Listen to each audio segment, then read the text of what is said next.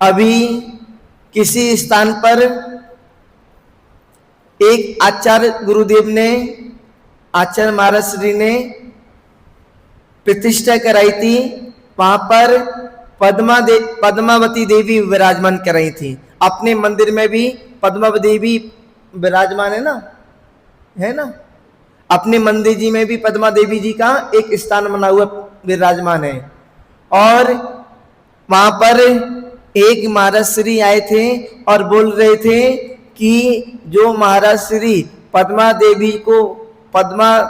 देवी जी को विराजमान कराते हैं वो नकली साधु हैं।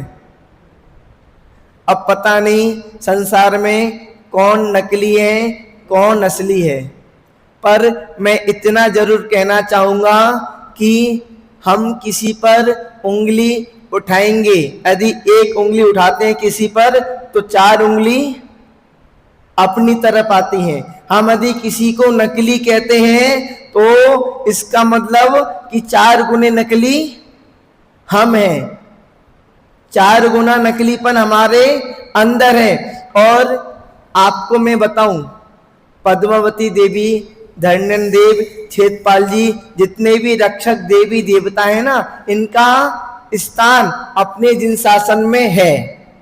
इसको अपन नकार नहीं सकते, इसको अपन निषेध नहीं कर सकते। हाँ, इनको हम भगवान नहीं मानते। जो पद्मावती, क्षेत्रपाल आदि है ना, इनको अपन भगवान नहीं मानते। भगवान तो केवल वितरागी देव को, सर्वज्ञ देव को, हितोपदेशी देव को ही हम भगवान मानते हैं। और क्षेत्रपाल, पद्मावती आदि जो देवी देवता होते हैं ना, इनको हम केवल और केवल अपने जिन शासन के रक्षक देव और देवी मानकर उनका सम्मान किया करते हैं। और तो और कितना भी कोई अच्छे से अच्छा यानी कि ना मानने वाला हो, वो भी जब बड़ी बड़ी प्रतिष्ठाएं होती है ना, पंच कल्याणक होते हैं, बड़े बड़े अनुष्ठान होते हैं ना, तब वो लोग भी सभी देवी देवताओं का आह्वान करते हैं और आह्वान कर कर उनको निवेदन करते हैं कि हम अपनी पंचकल्याणक आदि आदि प्रतिष्ठा कर रहे हैं, इसमें किसी प्रकार की विघ्न बाधा ना आए, आप जिन शासन की रक्षा करें। हम उनका आह्वान करते हैं, निवेदन करते हैं और उनका सम्मान करते हैं। इसका मतलब ये नहीं कि उनको हम भगवान मानते हैं।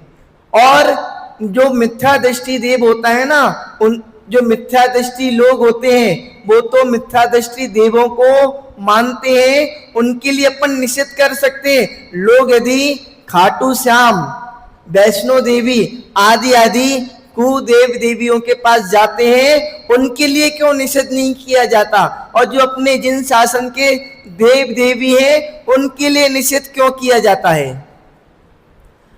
सबसे पहले यदि निषेध करना चाहिए तो जो कुदेव देवी है ना, उनके लिए निषेध करना चाहिए। और जो अपने जिन शासन के रक्षक देवी देव हैं, उनके लिए निषेध बाद में करना चाहिए।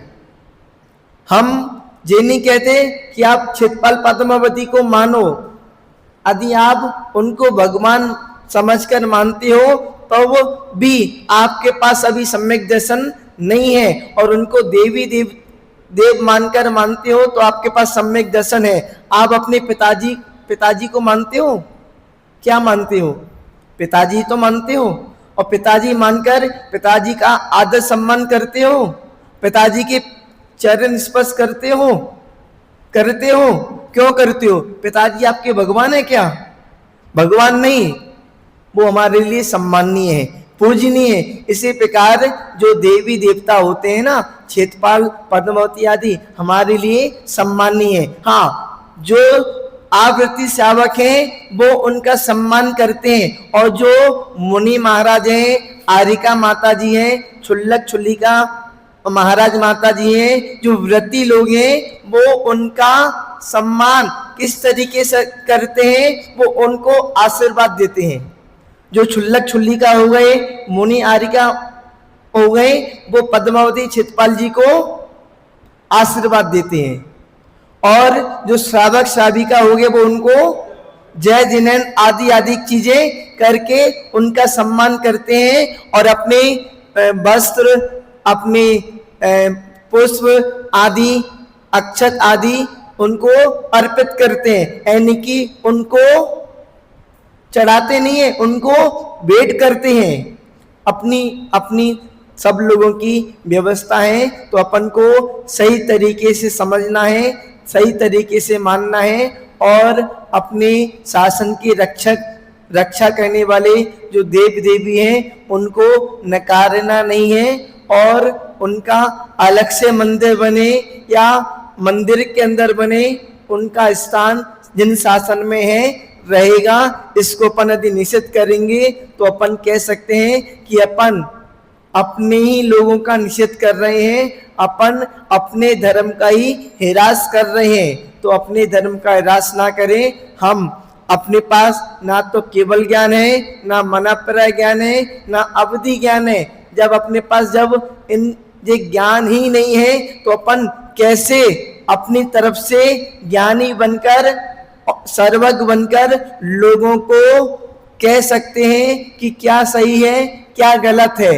हम कभी भी, हमसे कोई कुछ पूछने आता है ना कि महाराज ऐसा करना चाहिए, तो मैं बोल देता हूँ भैया जी आपकी व्यवस्था है, क्योंकि हमारे पास केवल ज्ञान नहीं है, अवधि ज्ञान नहीं है, मनापराय ज्ञान नहीं है, तो हम कुछ भी सही और गलत का निर्णय नहीं कर सकते। सही गलत का निर्णय यदि हम करेंगे तो हम एकांतवादी हो जाएंगे और हम मोक्ष मार्ग से भटक जाएंगे। हमको सबका सम्मान करना है और सबके साथ में चलना है, तभी सबका विकास होगा।